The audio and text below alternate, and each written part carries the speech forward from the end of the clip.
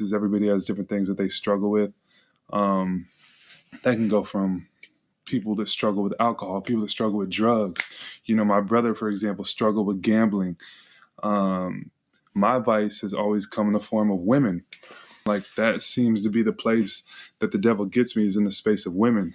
I've never viewed that as okay. I don't think objectifying women, I don't think being with women all the time and sleeping around and doing stuff like that is cool. Those are my struggles. He said his brother ain't getting no girls, cuz. See, he ain't really had that problem going on. That's like us, boo. I ain't had that problem, man. I had that problem. Slayer, huh? Nothing like He pulled that card. Where that card at? I hate when people start playing with God like that, bro. My brother didn't get no bitches, but I did. Hello, everybody, and welcome back to the channel.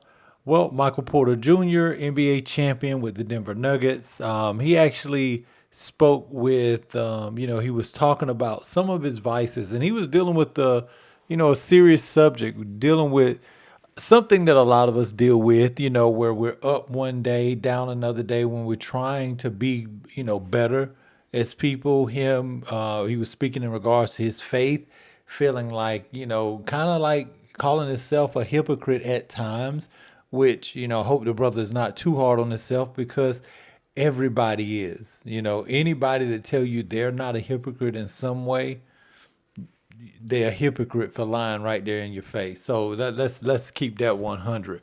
Now, I will say that, he seems conflicted, and he was using examples that Jeff Teague, DJ Wells, and B-Hen is always crazy. He is a absolute nut. I'm gonna play the clip of what Michael Porter had to say, and then I'm gonna play the Club 520 podcast reaction. Everybody has different things that they struggle with. That can go from people that struggle with alcohol, people that struggle with drugs. My brother, for example, struggled with gambling. My vice has always come in the form of women. And when I'm far from God and like I'm not in my word, I'm not praying, I'm not prioritizing him, like that seems to be the place that the devil gets me, is in the space of women. And I know that's a lot of people in my shoes, I know it's a lot of people in my lifestyle or whatever. That's something that comes up a lot, but I've never viewed that as okay. I don't think objectifying women, I don't think being with women all the time and sleeping around and doing stuff like that is cool. And I haven't necessarily been doing that, but nevertheless, like, women has always been my vice, right? I got two younger brothers that are married. I got two older sisters that are married. I'm the only one that's not married, and I feel like God kind of gives you what you're prepared to handle. And so far in my life, like, a good woman, like, I don't think I'm ready to handle that, because I'm all over the place. Sometimes I'm good, and sometimes I'm not. You know what I mean? And I feel like this cycle of being good with God and bad with God has poured over into me not being able to really lock in and be living the Christian walk in that area of my life. My brother, Jonte, he never seemed to struggle with that vice. I never struggled with the gambling addiction. I never struggled with that vice. God gave me a lot of money because maybe he figured I could handle it and not, lose myself in that area. And maybe Jonte, he wasn't blessed with tons of money because he struggled with that area of the idolization of money. I have not been blessed with a wife because maybe I am not prepared to handle that because of my struggles. So I wanted to get that off my chest, first of all. My boy has some things to get off his chest, man. They struggle with. That can go from people that struggle with alcohol, people that struggle with drugs. My brother, for example, struggled with gambling. Snitching. My vice has always come in the form of women. Like, that seems to be the place that the devil gets me is in the space of women. I feel like Stop this video. God, No, please listen. You have to let it finish.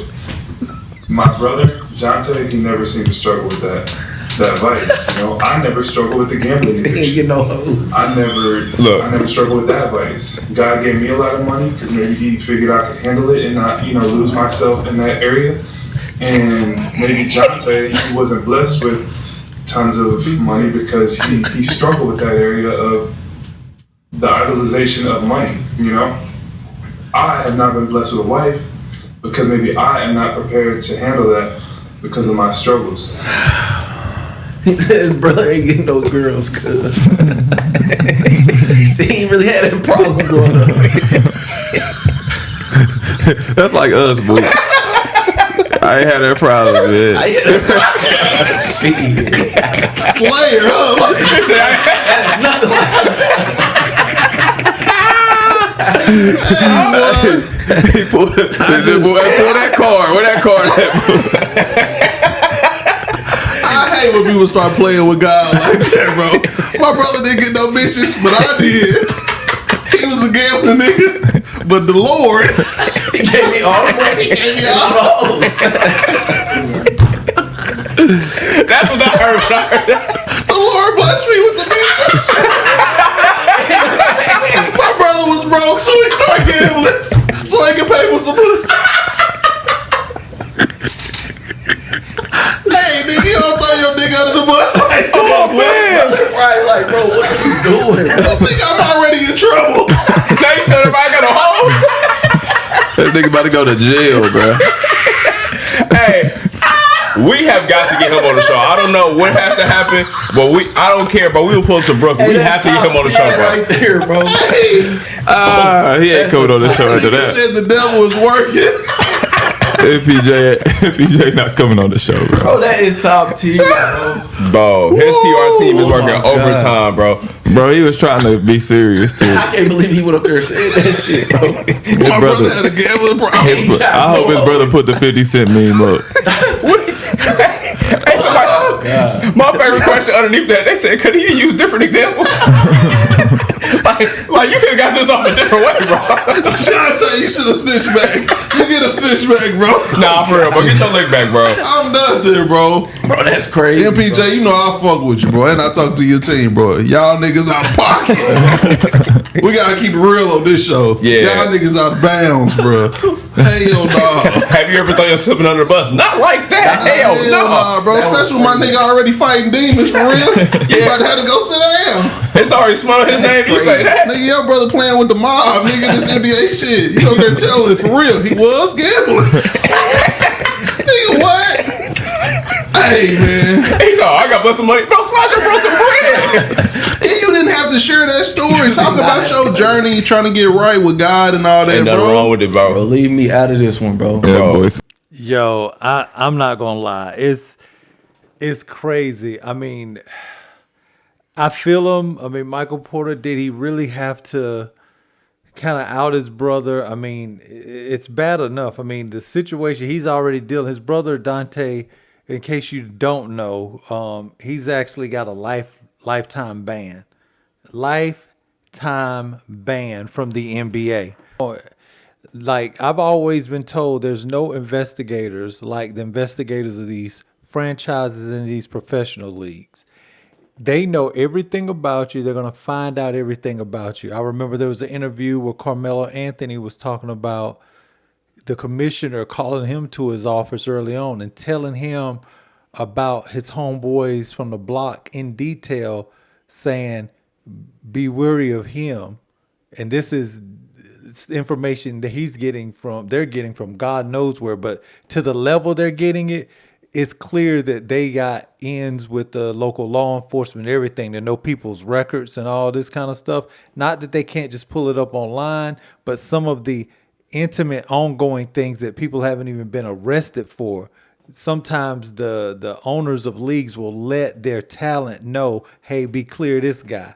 The only way you can get that is if you got money to find out by getting that information from an active investigation. So if they can go to that extreme, of course they're gonna be able to find out if you're gambling or if you're doing anything. You're just opening yourself up to more scrutiny. Now, one thing he did say is, hey, we get threats, if we hit or don't hit. Now that they can, do the sports betting thing on the NBA, it's going to be hard. It's only going to get worse. I tend to agree with them. I mean, we're not going to sit here and act like just because it's sports that this is not a supreme capitalistic society. So absolutely, it's going to happen more and more and more. You know who you're going to have to worry about? Not necessarily the household name so much. You will have to worry about, hey, that ninth and 10th man. You know what I'm saying? They're going to get more and more clever ways to do this. And and to me, I'm gonna go ahead and be honest with you. I feel like it's already been done. It's just done so cleanly that, hey, no harm, no foul. I only play about 17 minutes a game. I pick up 3 early fouls. I help somebody hit their parlay. Just bet the under. I'm not even out there. I can foul, take someone else out of the game, and so they can mess up their numbers.